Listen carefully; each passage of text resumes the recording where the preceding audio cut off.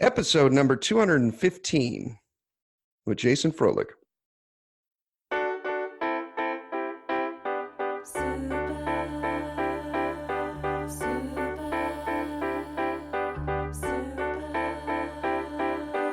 I got X-ray specs for eyes. I can see right through you. I can read. Welcome to the Heads Up Poker Podcast. This is Steve Barton, and thank you for tuning in. This week, I'm with returning guest, Jason Froelich. He was on episode 195, so exactly 20 episodes ago. And since then, we were out there for the tag team event, which lasted almost a day. And that was about it. But Jason, how you been? Thanks for coming back on the show. Yeah, thanks for having me again, Steve. I really enjoyed being on the show last time in episode 195. And I got to say, I really love that opening song to your podcast. It's really catchy. It is, isn't it? It's, we could thank Mike's sister for that. She used to be in a band and was kind enough to let us play it. And my favorite part is like I got X-ray specs for eyes. It's kind of like if you were at the poker table, I guess. Yeah, it's just like really comical lyrics, but I like them a lot. Yeah. Yeah. So you split your time between being a fish salesman and poker, right? About half and half. Are you still at that same ratio, or? Yeah, I'm still doing that. I'm actually working on getting my own seafood company off the ground. I'm shooting for January there. Really? Yeah. So I've been selling seafood for about 20 years, since I was 12 years old. Yeah. And I'm 32 now, and it's just time to branch out on my own and work for myself. Okay. Yeah, I think that I've had enough time and experience to learn the ropes of the industry, and I've kind of built up a really nice clientele over the last 20 years that would willingly follow me to a new seafood business. Good. And it's, I really enjoy my job. The employer treats me really well, but it's time to just do it on my own. Oh, pardon me. Do it on my own and, provide for my family a little bit better than I can at the current job. Okay. You think you'll be able to make more on your own? Yeah, I do. The business plan that I have is very simple, and it's basically doing the same thing that I do now, going to farmers markets and selling the product, but rather than buying it from my company who buys it from fishermen, I'll just be buying directly from fishermen, lowering the cost of my product. Yeah. And it's really a simple business plan. I cut the fish, I wrap it, I package it, price tag it, and go out to farmers markets and peddle it. And then you sell it. Yeah. And the cool thing about the seafood industry is seafood is sort of a luxury item, but it's also a necessity because it's food. And the minute that people stop eating food, there's going to be riots in the street, basically. So You will always get a job. yeah, always got a job. I'm not really worried about the industry or being able to sell the product. The fish really sells itself as long as it's good quality. Yeah. The thing that I'm most concerned about is leaving a job that I've worked at for 20 years and have had really great stability with. That's really the major opportunity cost is leaving a stable job for something that may or may not work, though I'm fairly certain it will work. Right on. Good for you, man. Right on. I think Mikey would be throwing words of caution in here, but I'm like, F it, go for it. Yeah, no, I've I've spoken with him about it before, and he's definitely cautious. But it's good to have somebody ground you and bring you back to earth when you have high expectations. Yeah. Just Go ahead. I was going to say hints of pessimism sprinkled in there. I guess at times can be sobering. Yeah, exactly. Yeah, I actually told him if he ever, was looking for a little bit of side money, he could help me sell and help me set up the business. So something that you might be interested in, Mike, if you're listening. Right on. Yeah, Mikey couldn't be here this week. He had a family thing out on the East Coast. He had to fly out real quick for that. And then we were going to record last week, but then I got mandated at work, and then I've been in Guatemala for a week. So first world problems. It was fun. Yeah, I noticed you posted some really cool photos on Twitter. You want to tell your listeners about the Guatemala trip? That looked really fun. It was cool. We went I went with my buddy Joe, who's looking at getting some property down there for a retirement place. And so it was kind of a recon trip for that. Once we got down there and we talked to some friends of ours who we went with that actually already have done this and own property there, and making sure that Americans can buy and hold the land. And you can, some places you can only buy, if you buy the property, you only get 49% control of it, and you have to buy it with a local or marry a local. And it just kind of turns into a nightmare. Or you can lease the thing for 30 years, but then you basically got to calculate, well, how long do I think I'm going to live? It's just kind of. So you can never own the property outright 100%?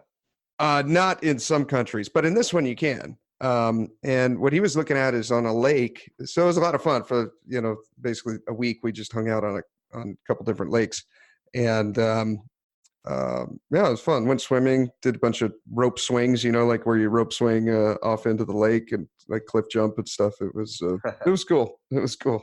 It was a lot of fun. So my first question is, how far from the ocean is it? Where we were, it was probably maybe 4 hours by bus. So for me, so you're really landlocked there in Guatemala. You are. It's a huge lake. I'm trying to put into perspective how big it is, and looking on a map. I mean, it's smaller than Rhode Island, but it's really big. Okay. And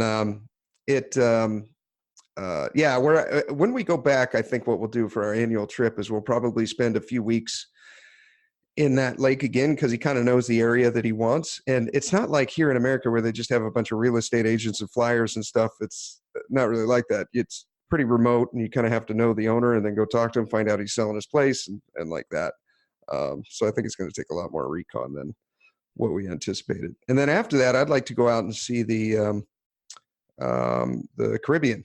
And because I think he's more of a lake guy, I'm more of an ocean guy. I'd rather be by the ocean, I was gonna say, weren't you just in Brazil? And it seems like you go to a lot of coastal areas when you travel. Yeah, I like the beach. I like swimming with the dolphins and stuff. It's fun. The lake's pretty good too, but I think the ocean's better for me. Yeah, same here. It's interesting you mentioned that. I was born in Lake Tahoe. Oh, okay. Actually, a town just north of Tahoe. It's called Truckee. It's like a little kind of western town. Yep. I drive through there when I go to my folks' house if I drive, yeah. Oh, really? Okay. All right, cool. Yeah, it's nice up there, but I'm the same way. I got to be by the ocean. But I am heading up to Lake Tahoe at the end of this month, and I'm going to stay at Harvey's for the first time and hopefully play some cash games while I'm up there. Nice. Right on. Well done. You and Mike went up there for a circuit event a couple of years ago that he got a ring in. Can you tell me anything about the cash games up there? I played about 45 minutes of cash when I busted out of one tournament and was waiting for the next one to start. And I don't remember a thing about it. I really don't. I do remember other players saying that the cash games were really good. And the room itself, did it seem, action packed, or maybe it was because the circuit was going on? I'm wondering. I've looked at the Bravo Poker app, and it's like there's only one or two tables running sometimes. Once you get the circuit up there, there's going to be, I'm trying to remember, I think most of these events had, they start out with like 100, 150 people, but they allow a bunch of rebuys. Right. So you end up ending it, with like 300-400 entries. But the games were super soft. I mean, like I think I talked about it on the show with Carlos. One of the guys ended up, he raised, I looked down at jacks, I 3-bet, and then he called, and I realized when he got his cards, he never looked at his hand. So he raised blind. I 3-bet with jacks. They went around to him and he called, and I'm like, well, he's going to look for sure now that, I 3-bet him. And he didn't look, and he made a point to everyone at the table to know he wasn't looking. And he called, which was, I think, like 25% of his stack or something. I got a favorable. He checked. I got a favorable flop, so I bet, and then he finally looked at his cards and then folded. Like, okay. Yeah, probably a good decision to look at your cards. Yeah, this is like a $400 tournament. Well, he ended up taking, I think, second or something. You know what I mean? So there are some serious soft spots in these events. That's good to know. Yeah, Uh, I would have liked to have gone up there for the circuit event this year, but I'm going with family, and the circuit's at the end of October, and that's when Lake Tahoe starts becoming not so beautiful. It gets rainy and like sometimes Cold. snow and cold. Yeah, it gets down, to the 30s at night in late October. Yeah. Yeah. Yeah. Right on. But Cool. yeah, we're gonna do some water skiing and some hiking and rafting down the Truckee River, and of course I'll do some fishing for rainbow trout up there. It's gonna be a Oh, good time. nice. Yes. I love that. What is it? Truckee River? There's a river that runs through there, right? Or a creek? Yeah, Truckee River. Yeah. Okay. Truckee River is the river that runs from Lake Tahoe all the way to like Pyramid Lake, I think. Okay. Uh, so it's a really long river, but we just do the stretch right next to Lake Tahoe, and that's where you can find some really big trout. And there's some very, very small, low-level rapids that you can raft down, which is fun. And you can bring a couple of beers or drinks with you, and it's a good time. Nice. Nice. Right on. Right on. Cool. Well, how much we talked earlier about fantasy football. How much are you in a couple of leagues or one league or what the Yeah, I do a fantasy football league with my father. We just do one league, and we kind of got interested in fantasy football when the Chargers left San Diego. We were diehard Charger fans, and they broke our hearts, man. They left, and we're not rooting for them up in Los Angeles because we're San Diego guys. I know you're from LA, so Yeah. I'm not going to bash LA too much on the podcast, but but now that we don't really have a home team to root for, we've kind of turned to fantasy football, and it's something that my dad and I can do together, and we enjoy it. Yeah. And I'll tell you, it's been a crazy day today because we drafted Antonio Brown, the wide receiver who was traded from the Steelers to the Raiders. Yeah. And in a matter of 2 or 3 days, he went from being suspended on the Raiders for being a head case to being allowed to play game 1, to being cut by the Raiders, to being signed by the New England Patriots. Interesting. Yeah, so after this whirlwind of moves, my dad and I came out on top in fantasy because now we've got Tom Brady throwing to him instead of Derek Carr, the Raiders quarterback. Nice. Yeah, so we're pretty happy about that, and I'm just excited that NFL is back because the Padres are terrible again, as they are pretty much every year. Yeah. Yeah. You know the Padres motto, right? No, what's that? We'll get them next year. It's always next year. Exactly. Oh, that's good. Looks like you've got a good baseball team this year, though. I think you're a Dodgers fan, right? No, I like the Angels better. I will watch the Dodgers. They're a little bit more fun to bet on because it's a lot more fun to root for a guy to get over 2 hits, runs, or RBIs than it is to bet the under, which is what I have to do almost every time with the Angels. So it's so just from a fun perspective of betting, then I do like watching the Dodgers, but they're killing it. The Angels are terrible. Yes. I thought they'd do better after getting rid of Mike Scioscia, but I don't know. It's not like they don't have talent. They got Trout. Yeah, they've got, who's their coach? Osmus? Yeah. Yeah, he used to be a Padre, so there you go. They're gonna lose. Oh, all right. Well, I guess that was their fate before they even started. How about you? Are you doing fantasy football this year? I am. I'm doing one league. It's a $200 buy-in, but unfortunately, we went from 24 players to 14. So, 14 teams, you mean? 14 teams, yeah. So the prize pool isn't as big. Before when we had 24 players, 6 of them had no chance. They just had no idea what they were doing, and it was basically dead money. Now I think we have 2 guys that are dead money. One guy wasn't even there for the draft. I don't know that it's recoverable. He drafted like 4 tight ends or something ridiculous and 1 quarterback in a 2 quarterback league. I mean, like, I was showing my brother his thing, and he's like, yeah, I don't know that he could recover from that. Wow. I would think if you were putting $200 into a league that you would be there to draft your team. I would think so too. Maybe he was at work and they kept running a bunch of calls or something, but for whatever reason, he auto-drafted the entire time. And I think it'll cost him. Oh, man. Who knows? Maybe he'll get lucky. But we'll see. We'll see. Are you still doing the DFS? No, I'm not doing daily fantasy, but I am doing this other league that my brother got me into. I was on the phone with him for about an hour and a half last night trying to get down like the math of this, but basically, I'll see if I can articulate it over the show. Basically, what it is you're betting every single game for the week. So we'll say there's 16 games, and you're betting the spread. So it's not who's going to win outright, or that would be pretty easy. You just take all the favorites and do that every time. Yeah, betting with the points. Yeah, you're betting with the spread. So the site that it's run off of is Office Football Pool. And basically the way my brother describes it, the way they get their numbers is Tuesday morning, you've got 7 to 12 guys in Vegas that are setting these lines. They're deciding that Chicago is a favorite by -3 points, and they're deciding that Minnesota is a favorite by -3.5, and they just run down the line and they say, okay, these are the numbers that millions of people are going to bet on.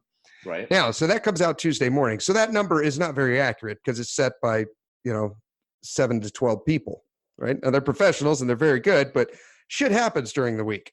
Yeah. You know what I mean? A quarterback gets injured. A running back gets injured. It's questionable whether, Tom Brady's going to play or not, which will drastically swing the line one way or the other. So he's basically come up with a formula that, okay, you get these numbers that are set for the entire week on this site, which is what you're betting on, Office Football Pool. So it's set that Green Bay is, Chicago is a favorite by 3 points. Well, since then, maybe one of the running backs goes down, and now all of a sudden they're not a favorite by 3 points anymore. It's even money, so it's even money. Pick Green Bay or pick Chicago, whichever one you want. It's a coin toss. Well, Right. it's run through the matrix of millions of people betting on this, some of them very wealthy, putting hundreds of thousands of dollars on each bet, moving the line. And now what you can see is that it went from -3 to 0. So where that comes into, and I didn't know this before talking with him, but I guess what professional bettors do is they have this spreadsheet, and you can assign a dollar amount to how much the line moves for each bet. So however many thousands of dollars are exchanged on one side of the ball might adjust the line half a point or something like that. Exactly. Yeah. So Chicago was a favorite at 3 points, meaning if you run this game, a bunch of times, these professional bettors think that Chicago should win by an average of 3 points, right? Well, now that the running back pulled his hamstring and he's not going to play, a whole bunch of people start betting on Green Bay at that point, right? So the line for Green Bay would be +3. And it basically moves the line until it gets to even 0, or maybe even goes the other way. Well, there's a way that you can figure the value of that movement from the line that came out on Tuesday to an hour before game time on Sunday, right? And this spreadsheet tells you that. So I can look from 0 to 3 is worth 39.4 cents on the dollar. Then there's another way. You use that, and then you also calculate in how much the line has moved on the professional bettor sites, betchris.com. And if it's most lines all start out at -110. So if you lay $1 and you win the bet, you'll get back 90 cents, right? The house has got to take their vig. They got to take their rake. Well, the line can move from -110 to -111, -113, -115, -120, -125, whatever they want. And once it gets up around -125, then they usually adjust the number and they'll say, okay, it's no longer 0, it's -0.5 point. And then it starts back again at -110 and like that. So anyways, long story short, he basically showed me a math formula to figure out what the value is on each one of these games where guys have got injured or the line just adjusts for whatever reason. And you can put that into a numerical value that shows you that, wow, this game is worth 16 cents on the dollar. This game is worth 19 cents on the dollar. This other game is break even. It opened at -3.5, and now after 5 days of betting, it's still the same number, 3.5. So pick a side. It doesn't matter. You're just flipping a coin at that point. So this kind of gives you an EV of what your bets will be. Exactly. Yeah. So you figure this out for each team. You know, you can come out with a line on Tuesday when it comes out. And then at 8 o'clock in the morning on Sunday, you start putting out what the lines are, you write all the numbers down. And then the important part, the way to win this thing is this is going to go on for 16 weeks, and we're going to bet every week on 16 games, is the one that you feel the most strongly about. So the one that has the biggest point differential here, the biggest amount of movement, you can assign a 5-point value to that team. So in other words, if one of these, after running it through the matrix, you got 19 points here, and that's the highest out of all the 16 games, that gets the number 5. So if they win that one, if what side you bet on wins, then you get 5 points for that one game. Now you have 2 other games to assign 4 points to. So the next 2 ones that you feel most strongly about, because you've run the math and those are the highest numbers, they get a 4-point value and a 4-point value. And then 3 games get 3 points, 3 points, and 3 points. 4 games get 2, 2, 2, and 2. And then all the rest get 1 point each. So you're assigning the most points to games that you feel are a shoe-in. Yeah, because the line may have moved several points, but you still get to bet on the line that was on Tuesday. But after finding all this information out and the second string quarterback is coming up to step up to the plate, the line moved quite a bit. So there's a lot of value in that movement. You know what I mean? Yeah. Exactly. You get to pick the line before they knew that the quarterback threw out his shoulder, right? And I think that's where the value comes in on that, is you can see sort of where everybody's betting up until the game, but because that line is for your league is stuck on Tuesday's number, you can really, make an adjustment. Exactly. Yeah. Mine is the same way. I'm doing a pigskin pick'em this year. It's the exact same thing. Yeah. Yeah. Okay. You know exactly what I'm talking about. Yeah. It's just you put a point value, one of the games gets 5 points, 2 of them get 4, 3 of them get 3, 4 get 2, and the rest get 1. And he said the strategy as well is on the Thursday game, always make that a 1-point value game because you have the least information on it. Yeah. And you never know, because they may be tired from the previous Sunday and they may not be in sync with a 1-week practice schedule and stuff like that. Yeah. But anyways, I'm excited to see how it goes. That buy-in was $388, and there's several hundred of us. First place is like $10,000. So we'll see. At the system, using this system, he's been in the money, which unfortunately is the top 15%. I was kind of hoping it would, because I looked on the payouts and like you can mid cash and it's for actually less than the buy-in. And I'm like, ooh. Yeah, that's kind of. I feel like that's where poker tournaments are going. Exactly, right? I'm like, oh, dude, you ruined it. What the hell? The payout structure is just becoming so flat that you play for 3 days and you make $500 on it. You make $1,500 on a $1,300 buy-in or something. Right? Yeah. I felt the same when I saw the payouts, but I'm in now, so we'll see see how it goes. Very cool. Yeah, he's cashed 2 out of the 2 years that he's played. Last year, I think he got what did he get? 4th or 7th or something like that. He came up a few grand. So, and then the one before that, he had like I don't remember. It was like 15th or something for $500 or whatever. I don't remember, but okay. It's like a poker tournament. You want first. Those are pretty good results. And 4th place out of that many people is going to be 2 out of 2.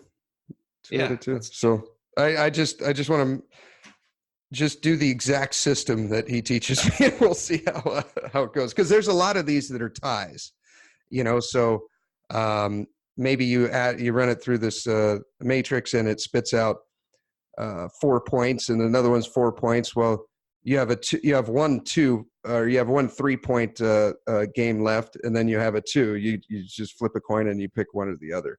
But I think he's a little bit more in tune to football than I am.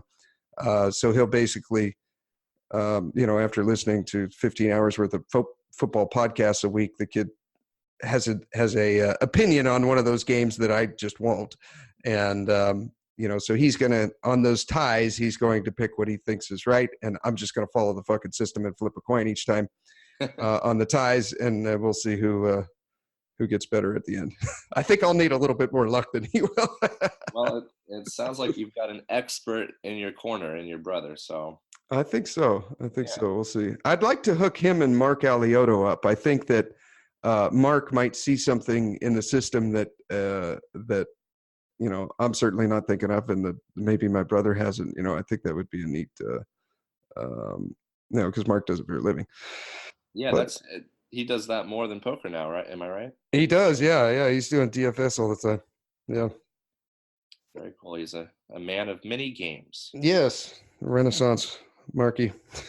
Yeah.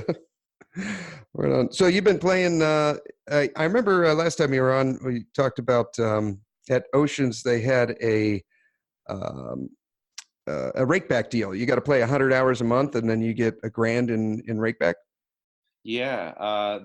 Well, 100 hours a month was getting you $500 in rakeback, which is $5 an hour, which is nice. Okay, fine. Actually, to be truthfully honest, after the World Series of Poker, I took a month hiatus from poker. I needed to clear my head. I had been playing 5-5-10 at Oceans previous to the World Series, and I was just getting my ass handed to me. Yeah. And I needed to go back to the lab and study some more and figure out what I needed to adjust. Found out I was overplaying my draws way too much. Okay.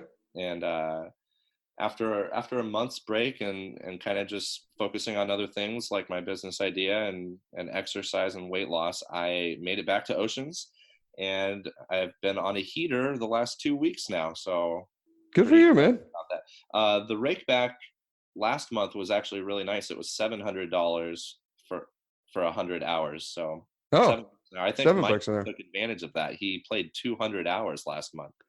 Oh, nice. Yeah, he's that guy is a thoroughbred. He's there all the time. He doesn't get tired of it. I'm very envious. Yeah.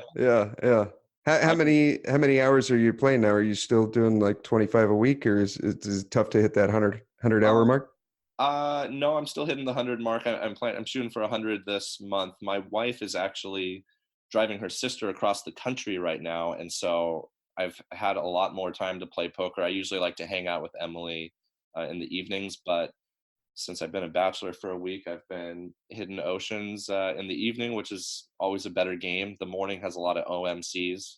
Oh, yes. Old man coffee.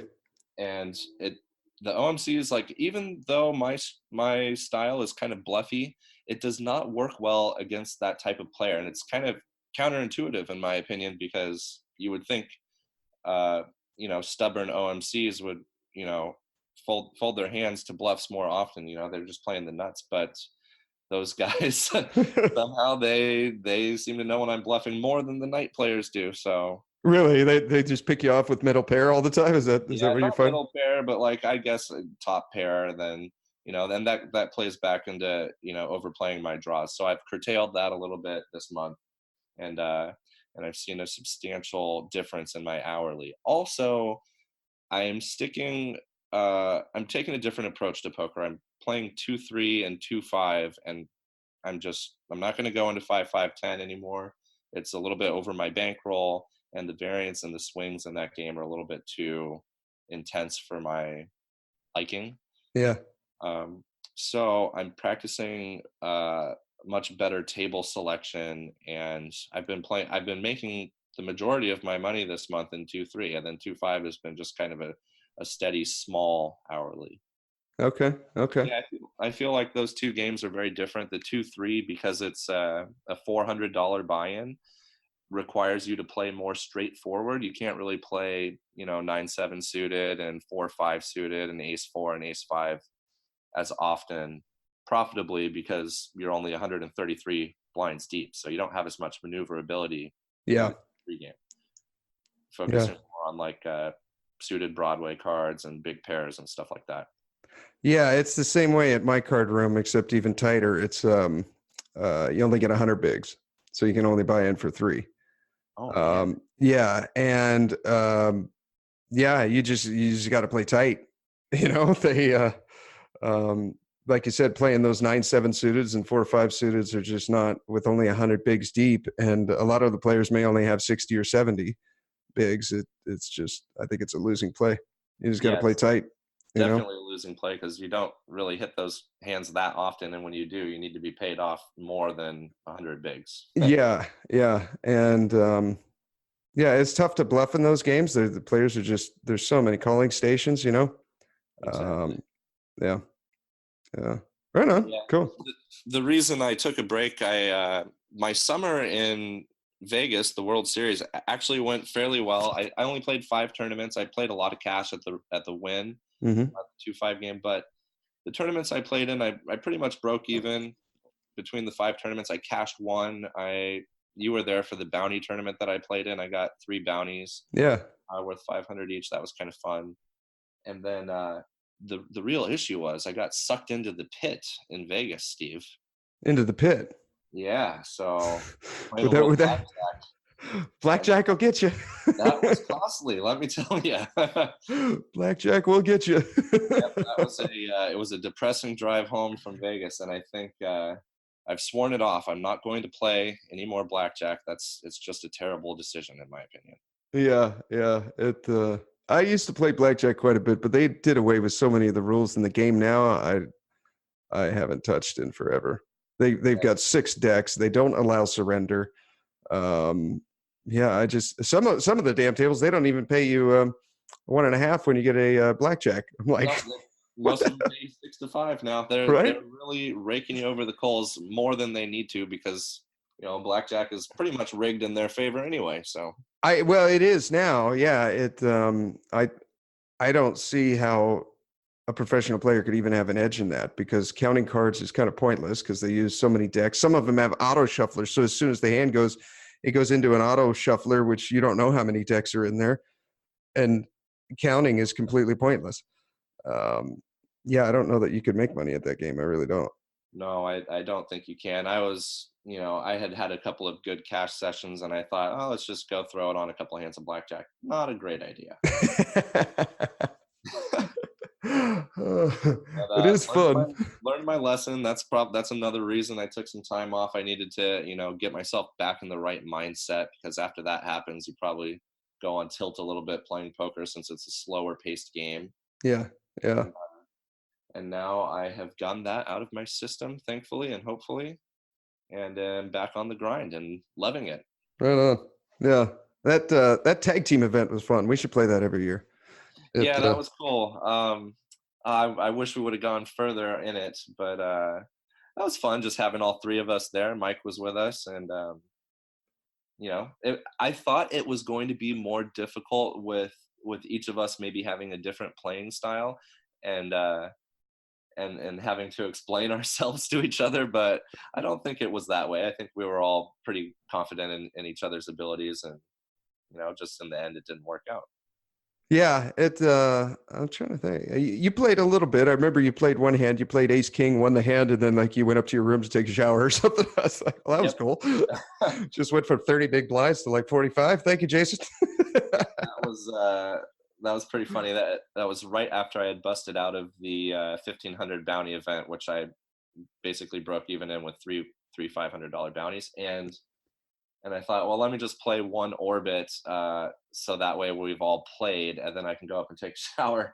Yeah. And I didn't play a single hand the entire orbit until my final hand, and I had ace king. I think I was either under the gun or on the button. I can't. Yeah, I think I was under the gun. Yeah, and I raised 2.5x and got 2 callers. Yeah. And the flop came rag, rag, rag, and I just took a shot at it, and they both folded, and I was very happy and got up and handed it over to you. I think. Yeah, it was either me or Mike. I can't remember. Like, okay, I did my part. I'm out of here. Played one orbit, won a hand, piece, deuces. Yeah, that was a fun tournament. It was interesting. There was no breaks. It's $1,500 or no, it was $1,000 buy-in, so it was $333 for each of us. Right. And a shot to win a bracelet. And the neat thing about it is like there's other events going on. So if you have 3 or 4 people, you can some guys can play other events, Yeah, that's what I thought was really cool about it was I think you started us off for the first few hours of that tournament, and that way Mike and I were able to play the bounty. And then once we were out, we could come in and join you, or if you wanted to go play cash for a while, you could do that. Yeah, yeah, yeah. It was a neat tournament. I like it. I think our bust out hand, Mike was in late position. He picked up king queen suited. He had it was between like 17 to 19 big blinds. It was less than 20. Okay. He raised it. I believe he got a call on the button and a call from the big blind. Flop was king high. And then the big blind just bet out for pot, like enough to put Mike all in. Maybe it wasn't pot, but he overbet it. It was basically a decision Mike had to decide, it's either this hand or not. With top pair there, what are you going to do? Fold. So he called, and then the big blind had aces. I think in that hand, I probably would have just shoved the king queen suited, being in middle to late position, and 17 to 19 bigs. Just, I know that's got to show a profit over the long run, so the result would have been the same. But I got to give Mike credit because he almost folded that king queen when the guy bet out. I think in the long run that'd probably be a mistake to fold, but right there he was just like, it just felt like the guy had it. I'm like, oh, sure. Damn it. I'm more like, I'm not as great at tournaments as I am at cash games, but I do know that 19 bigs is kind of like a weird spot to be in a lot of the time. Yeah. Especially with hands like king queen. But yeah, I would have probably jammed there too, honestly. Yeah. So I think the result would have been the same no matter what. Yeah. But maybe there is something to that, just raising it up, and then if you get an ace high flop, it's easy to get away from. Right. But I don't know. Speaking of Mike, did he tell you about our about his body surfing adventure with me? Oh, did he just completely eat shit in the sand, or what happened? Yeah. Oh man. So Mike and I have been hanging out outside of the card room a little bit, which is kind of cool because I feel like we're becoming actual friends instead of just poker players that know each other. Yeah. I always told myself, like, these guys that I play with at the table and socialize with aren't really my friends unless I'm out of the casino doing things with them. Okay. And Mike's really the only person that I do activities with. And we decided to go boogie boarding, or body surfing as I like to call it, down at the beach right down from our apartments. So are you using just your body, or are you using like a board? Body boarding. I'm sorry. Body boarding. Okay. Yeah. Boogie boarding is kind of in San Diego, that's like the poser term for, okay. We call it body boarding. Okay. And so we go down, and the waves are pretty small, actually. Maybe 2 to 3 foot, which is, chest high. Yeah. And Mike and I put our body boards strapped onto our wrists and head out. And within 2 minutes, I see Mike stumbling out of the water. And I he's not looking like he's in good shape at this point. And I He's run muttering over. to himself, staring at his feet, kicking sand. Is that what he was doing? Yeah, exactly what he was doing. Okay.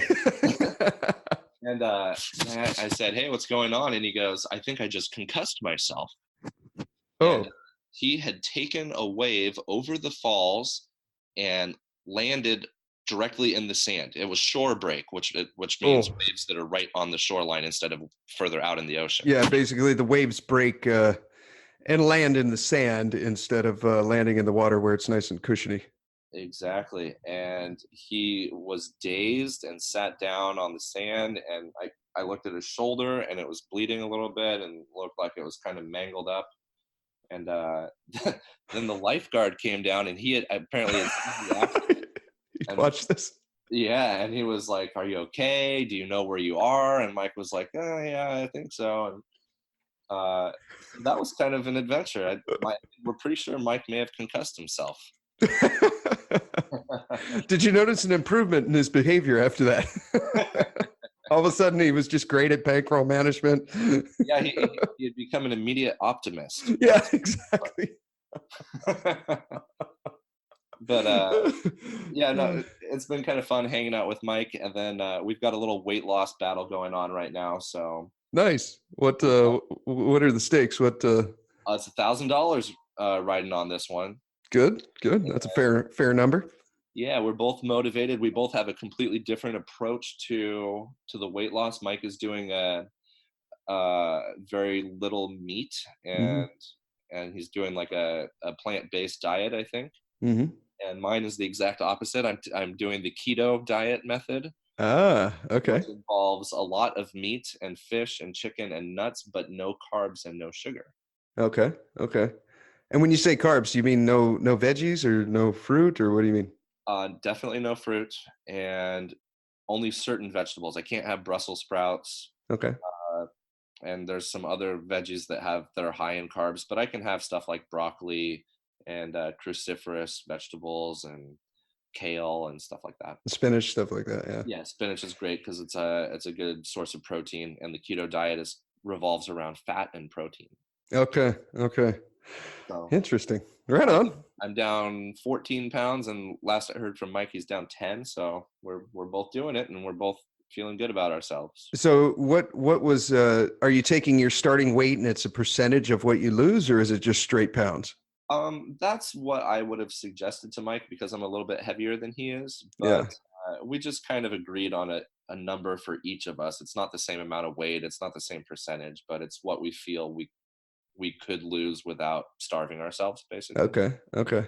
Um, and we have until November 6th to complete the deal, and the weight has to be lost and at our target number on November 6th. So if you lose the weight and then you gain it back on the way to November 6th, you're screwed. You lost. Okay. Yeah. That's a good one.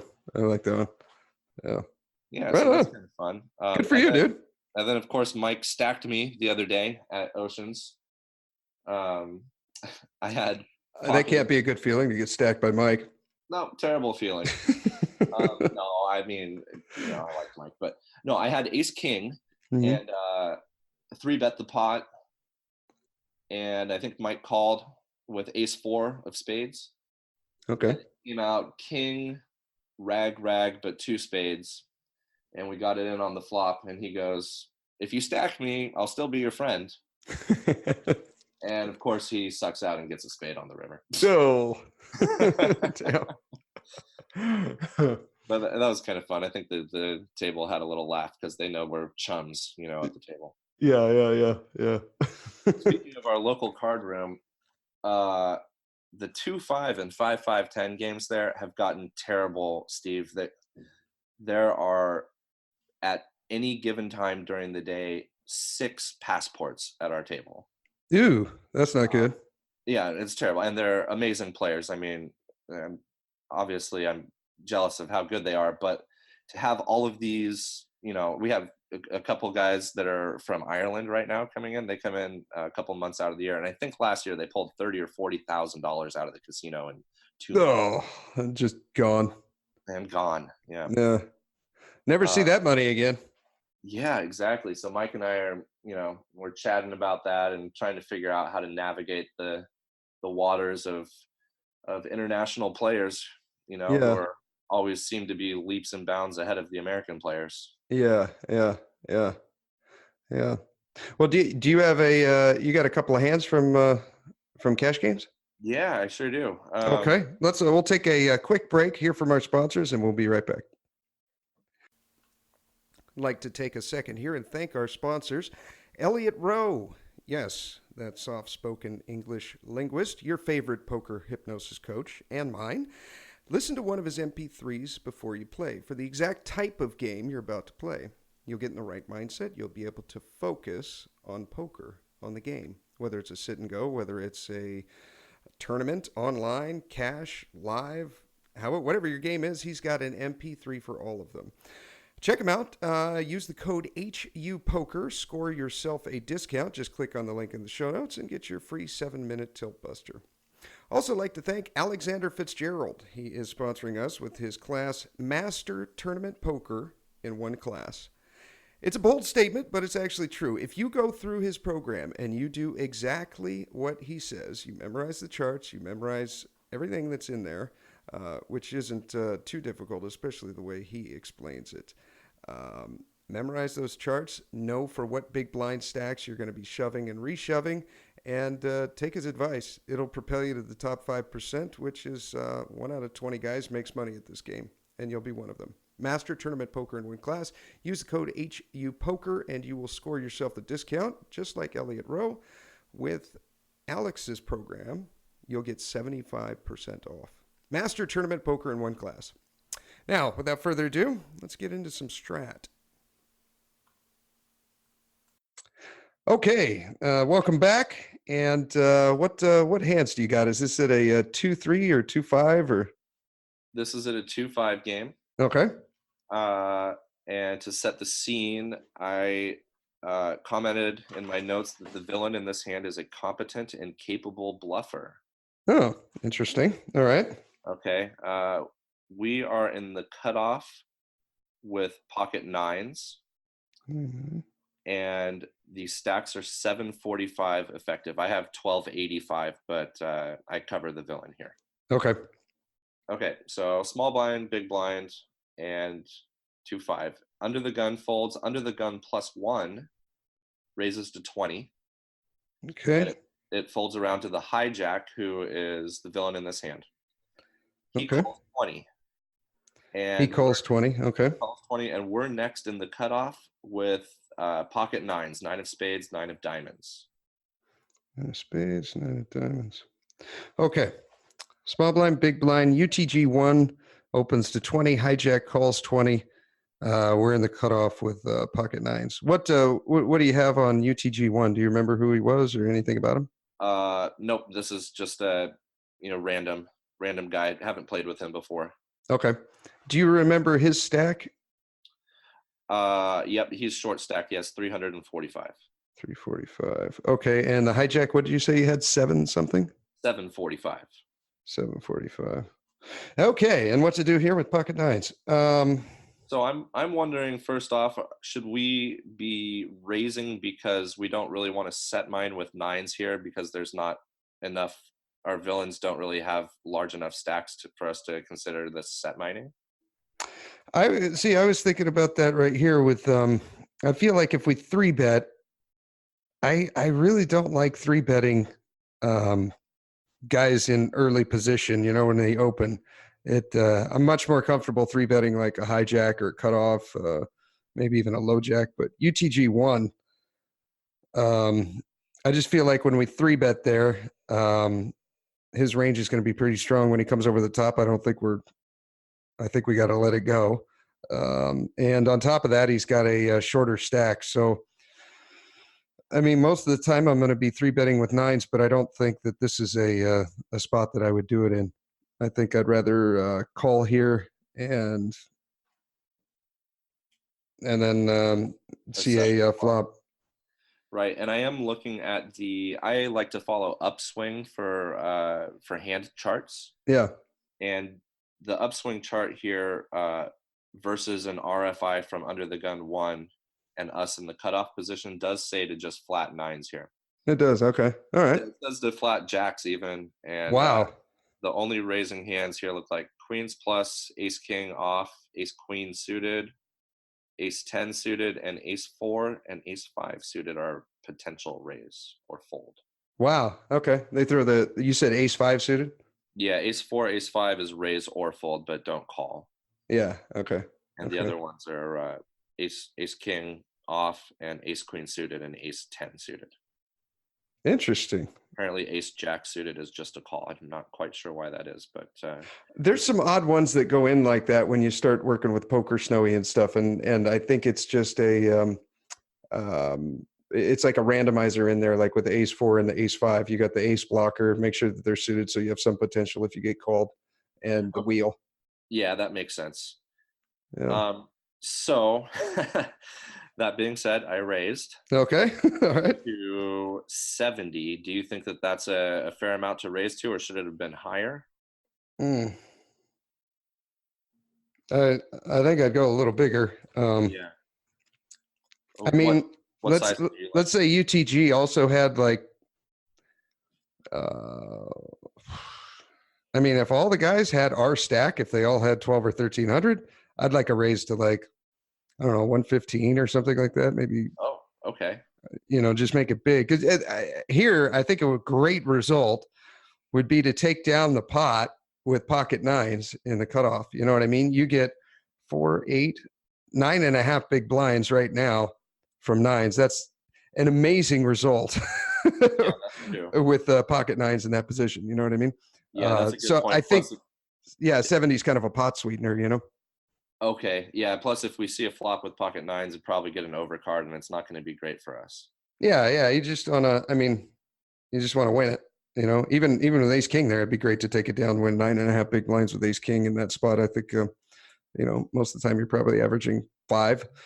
So my thinking with 70 was, um, if I get 4-bet here, it's only costing me 70 to fold instead of 100 and something, or or more. Is that the right way of thinking, or not really? I would, I mean, I kind of like the way you think, but I just, yeah, you lose less, but I think you're much more likely to get 4-bet when you go so small. You know, when you make it a big 3-bet, then they kind of have to just, they got to make a bigger decision. Okay, yeah, that makes sense. But And you are right. It was like a pot sweetener because under the gun 1 and hijack both called. okay, so the blinds folded, under the gun 1 called 70, and the hijack called 70.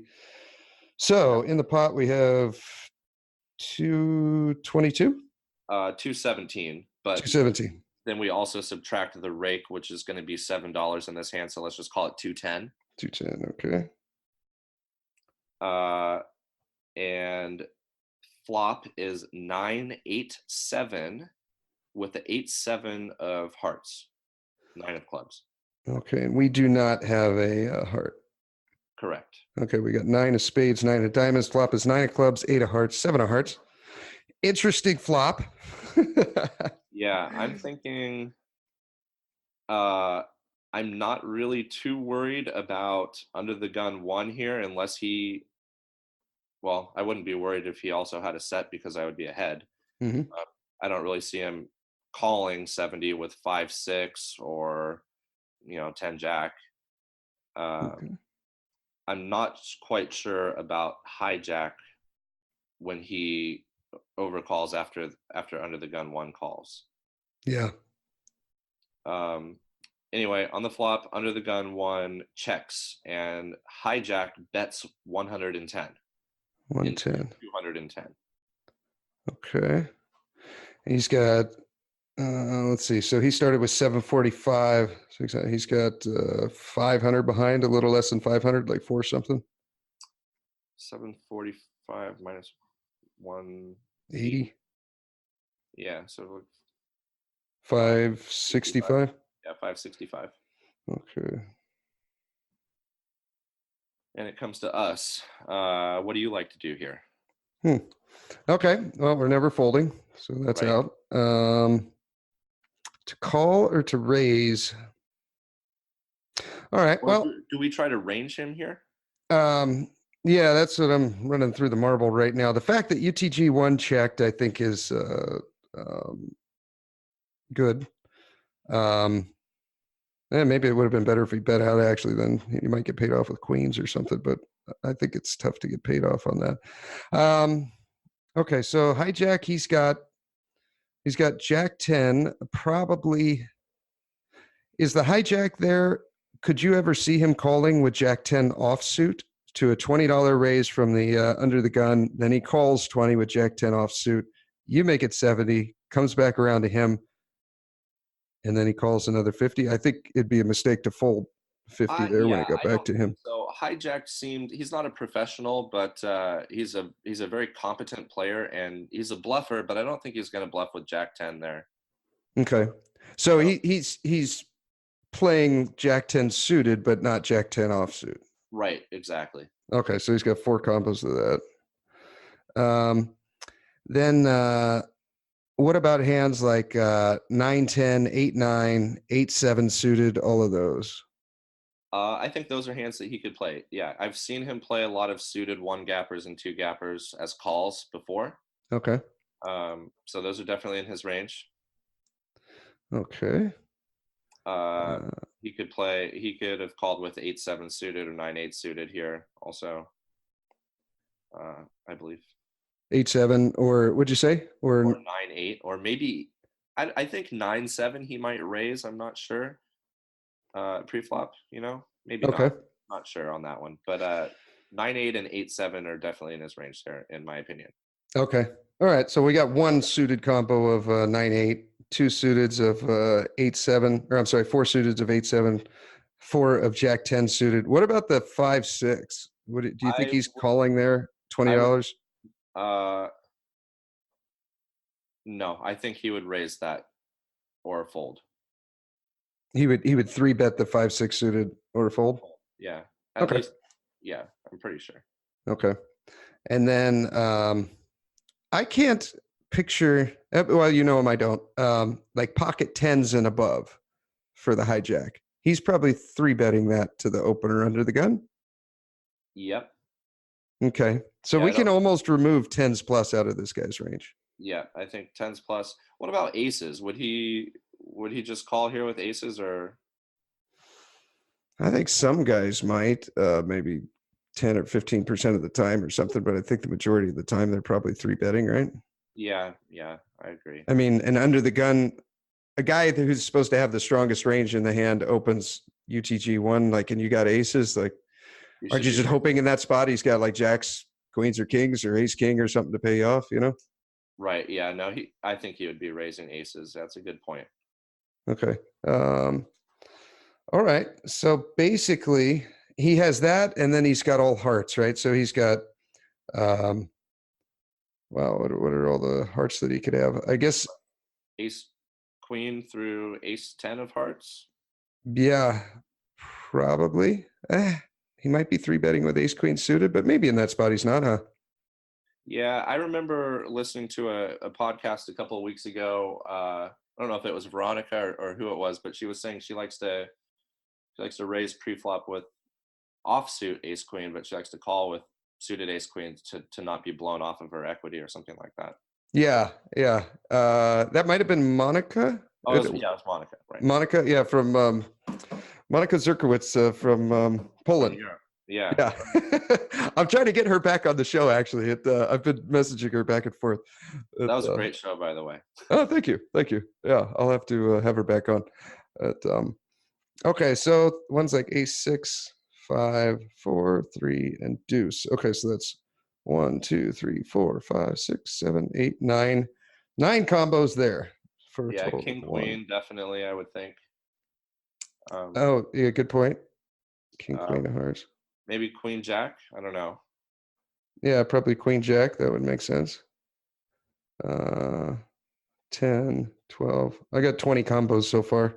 Yeah. Here. Okay. All right.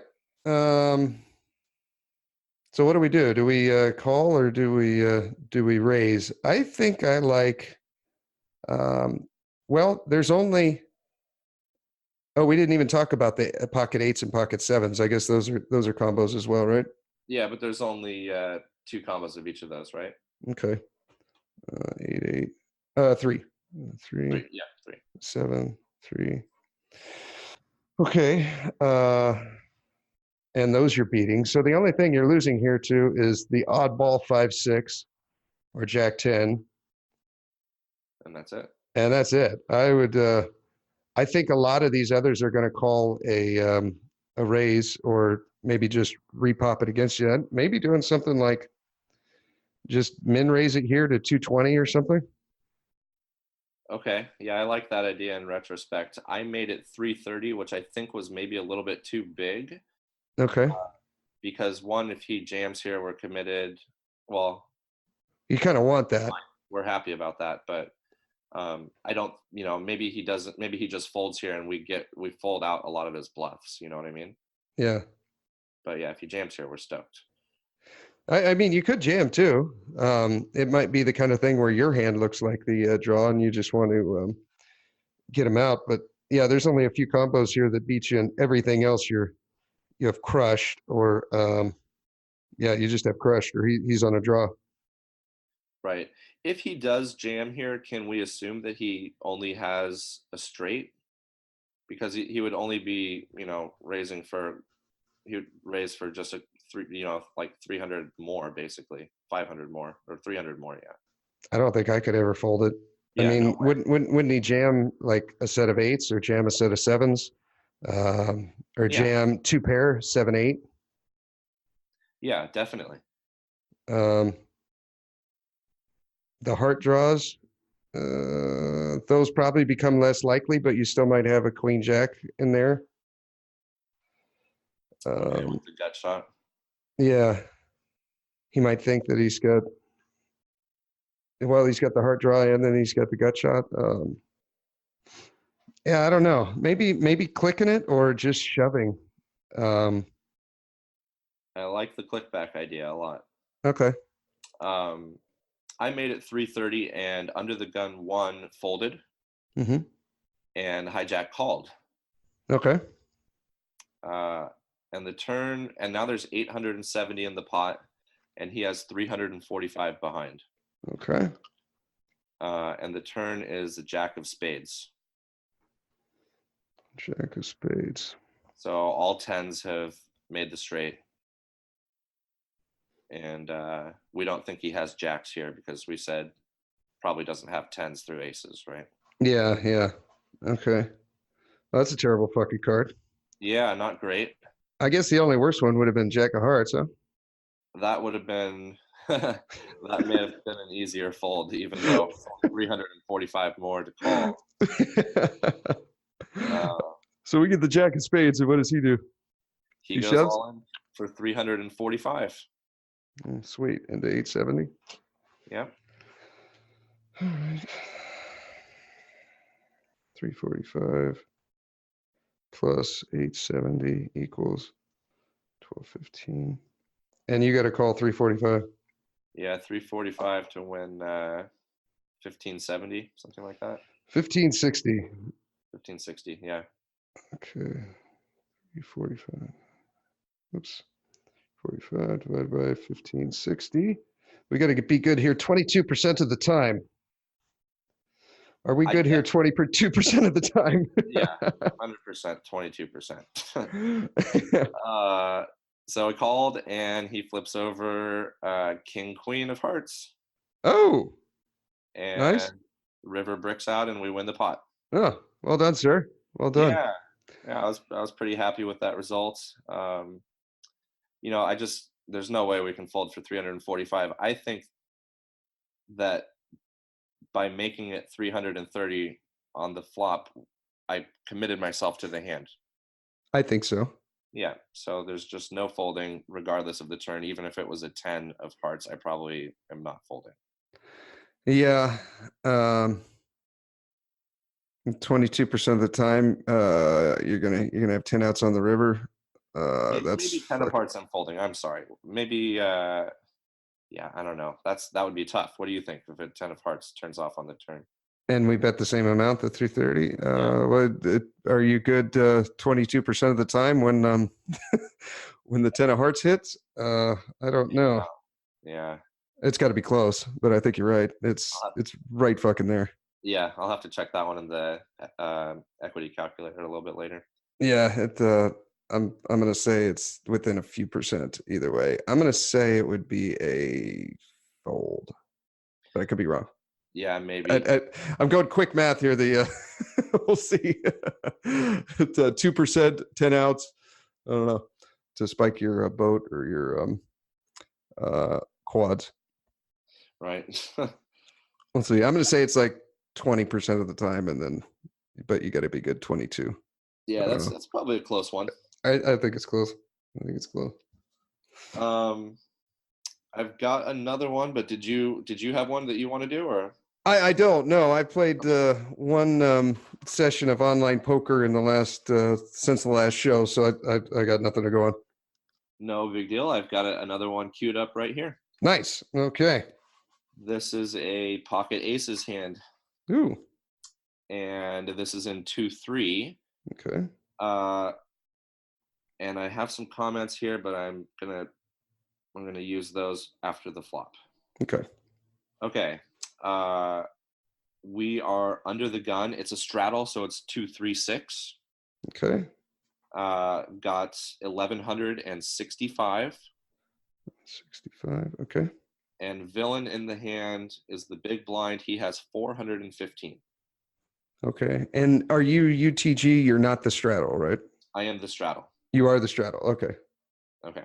All right. On my recording system, that still considers me UTG, even though I'm Okay. Whatever. As long as we know you're in the straddle. okay. Yeah, I'm in the straddle. Folds around to the hijack, who calls 6. Okay.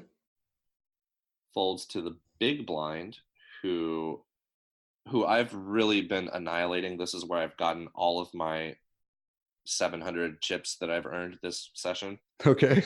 from.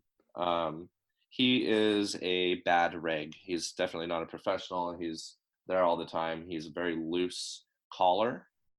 Okay. I guess he bluffs more than value bets. Okay. Okay. Big blind. He makes it 20, which I thought immediately was kind of strange unless he has like a monstrous hand, because normally he would probably just flat in this position. Okay. Okay. Okay, so he makes it 20 and comes back to us in straddle with ace of spades, ace of diamonds. Okay. And then we're in GG. Ace of spades, ace of diamonds. So tell us again what your read on him was to make it 20 there when the straddle's 6 and he's got the hijack collar, small blind folds, and it's on him. He makes it 20. And then he's Yeah. got you in the straddle. Like, you think he's got a bigger hand? I do, because after playing a few hours with this guy, he had been limping a lot of pots, or in the big blind, he was calling a lot, and then making his moves post flop. Okay. And this time and this is immediately after a hand where I stacked him. So he bought in, and the next hand he won $15, and then we're here. So okay. he's a little tilted. Okay. And what's his, we got 1165. What's his stack? 400? 415. So he bought in a fresh new stack and then won a $15 small Yeah. pot. Okay. And then the hijack, how much does he got? Do you remember? I don't, but it ends It's up being irrelevant because we're going to raise. All right. Okay. So UTG, he makes it 20. I would say make it at least 60 here would be the minimum I would go. Yep.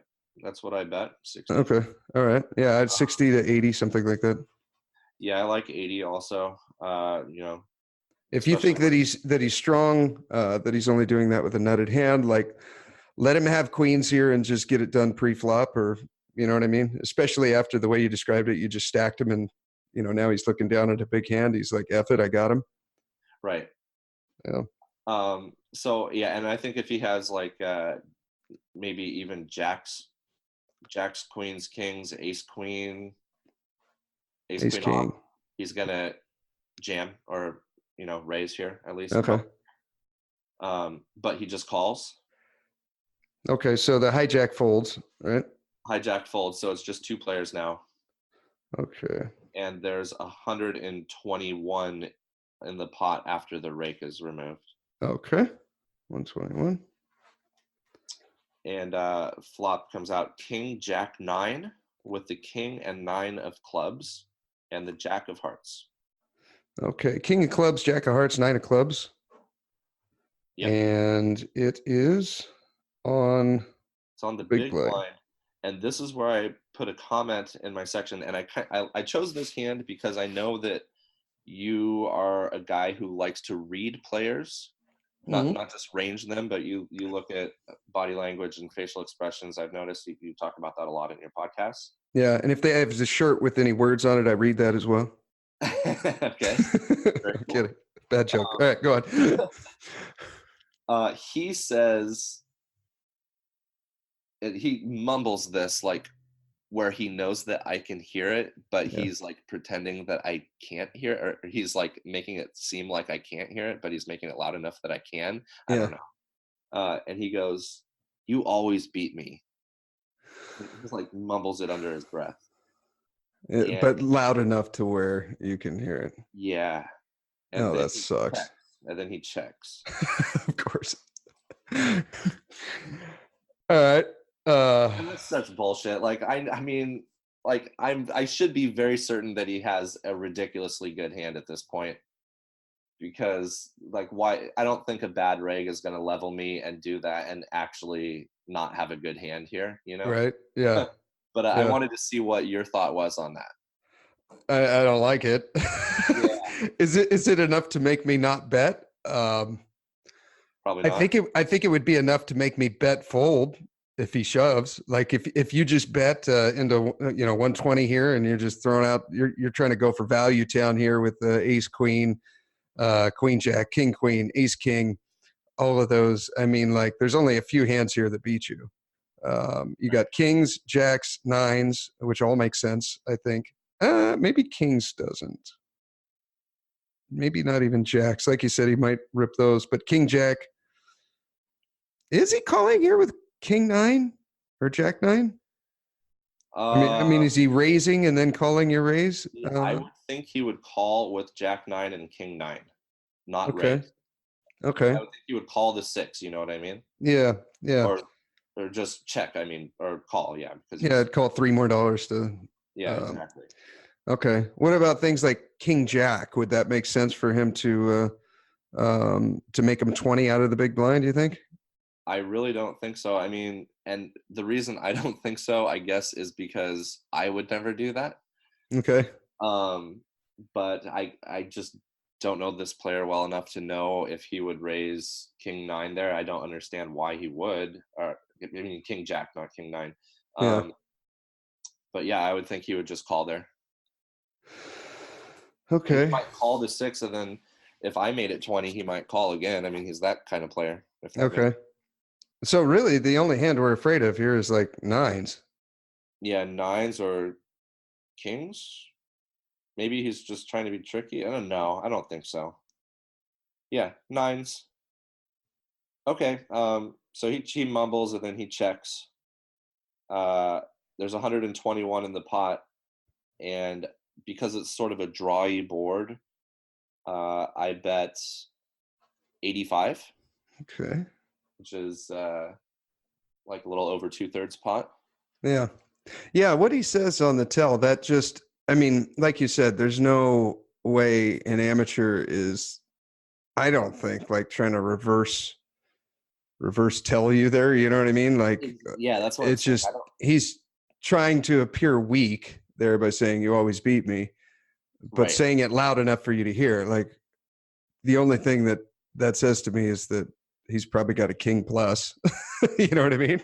Yeah, exactly. That's what I'm thinking too. I'm thinking there's no way this guy would give that speech and then not have a really good hand. He's Yeah. just not that smart of a guy to do that. You know what I mean? Yeah. Yeah. Yeah. Yeah. Okay.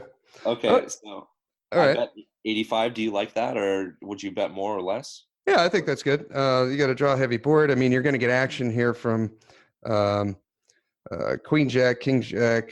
I'm sorry, King Queen, Queen Jack, Jack 10, King 10, um, all clubs. Um, yeah, I like it. 10 Okay, 8. yeah. In retrospect, I thought it was a great bet. I liked the sizing on it. So now there's 291 in the pot. 291 in the pot going to the turn, and villain has how much behind here? Let's see. 60, 85, 145. He's got like 270. Okay, 270. All right. So about a pot size bet left. Yep. Okay. Turn. Turn is It's going to be the 10 of clubs, right? Or queen of clubs. No, it's not the 10. That would have been a nasty one, huh? Jack of spades, just about as bad. Yeah, that's not good. I don't Okay. like it anyway. Yeah, what do you think? No, I don't like it either. I think it hits a lot of his range. What's he do though? Does he check or does he bet? He checks. Oh, all right. And I thought, if he's checking there, maybe he's worried that I have a jack, or I don't know what jacks I would have here. I mean, I don't think I would have any king jack. Ace jack, suited. You know, I don't know. I don't really think I have that many jacks here.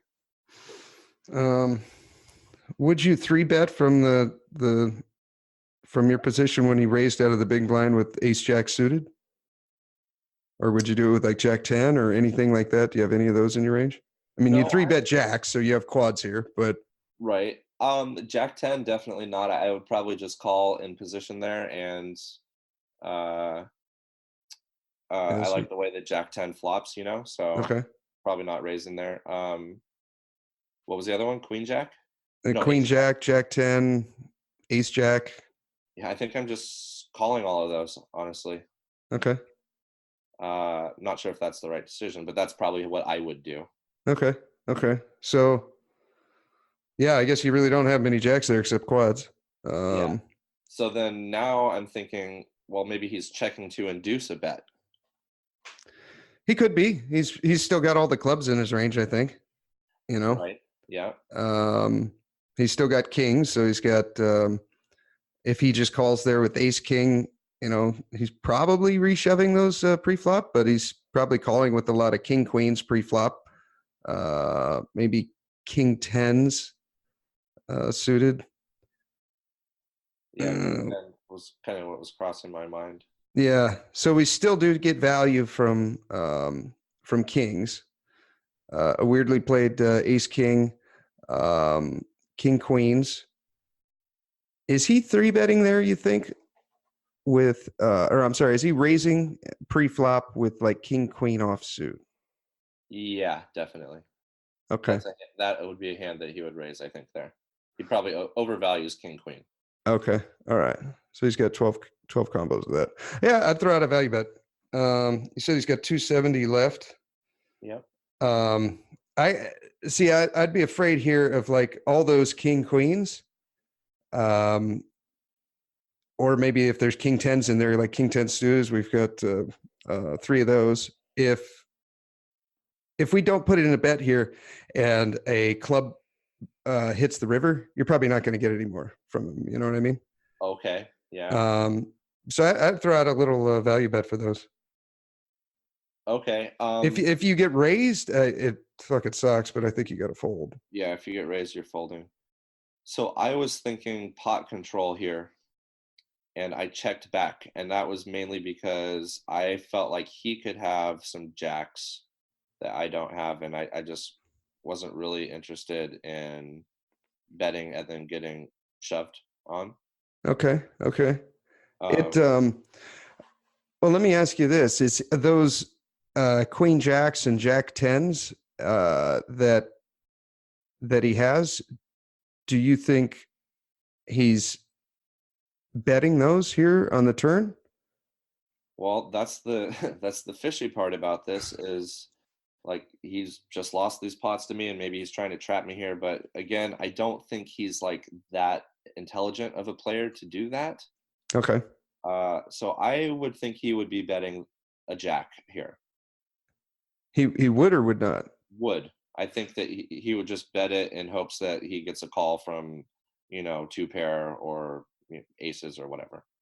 Okay, so if he's betting most of his jacks here on the turn, then what do you think he's checking? Maybe he's checking his draws, Okay. like his club draws, all of his clubs. Okay. So if he's betting his jacks and he's checking his clubs and he checks here, are we ahead or behind most of the time? I don't know the answer to that. Well, we're ahead of all draws, right? Yeah. And we're behind all jacks. So if he bets jacks and checks everything else, I think he So could we get should called be ahead most of the time. Yeah. Okay, so you're saying if he bets there, do you raise? I wouldn't raise. You just call. Fuck, that sucks. I'm glad he didn't bet, but if he did, I guess I'm probably calling. Is he maybe betting? I mean, if it's like you say, and you think he's betting jacks and then checking his draws, then it'd be a mistake to call there. But do you think it's possible that he could be bet like a king queen or like a King 10. If you think so, then I think you should call. Yeah, he definitely overvalues pairs, and like he would, I think he would raise king queen there pre-flop. So yeah, he would probably bet king queen. Okay. Yeah, I don't know, man. This could go either way. I can see why you check here. But I just think there's too many hands that have clubs in them and like a naked king that we could get another $80 from, Okay. and then when the 3 of clubs comes on the river and he checks, like, I don't know. I'd throw out something like 80 or 100, just trying to squeak something out of a king. Yeah, I like that But idea. that could be a mistake. Okay. Well, I check. Okay. And the river is not a club. 5 of spades. I'll put it Okay. with a blank, I think. That sounds like a blank to me. Okay, so we've got pocket aces, and the board is king of clubs, jack of hearts, 9 of clubs. Turn was the jack of spades, and the river is the 5 of spades. Correct. We got 291 in the pot. Villain has 270 behind, and we've got him covered. So what does the villain do here? Well, this was kind of weird too. Like I would imagine the villain to either check or just go all in here. Mm. And he bet 160, leaving himself 110 behind. All right. And I don't quite understand why somebody would do that. Like if you're going to bet 160, why wouldn't you just go all in? Because if somebody goes all in over you, you're going to call, even if you have like nothing, basically. Yeah. Okay, so he makes the pot 451. And then we got if we call it's 611. 611.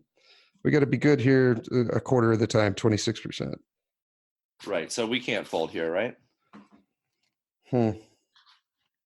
I mean, we say he's got a lot of missed club draws and only a couple of jacks. Yeah. And only, yeah, a couple of jacks. We don't think he has king jack or jack 9 because pretty sure he would just check those. I mean, he would just call there pre-flop instead of raise, I mean, your hand does look kind of under-repped here. As he checked the flop, you see bet, he called, then it goes check on the turn, and now he's first to act. Yeah, there could be a lot of missed club draws there. Maybe he's like, oh, good, my king queen is good here. I can get value from I don't know, a 9. Are you really 3-betting many 9s there? Maybe queens. What's he trying to get value from? Maybe he's not even thinking that far. Yeah, maybe not. I don't know.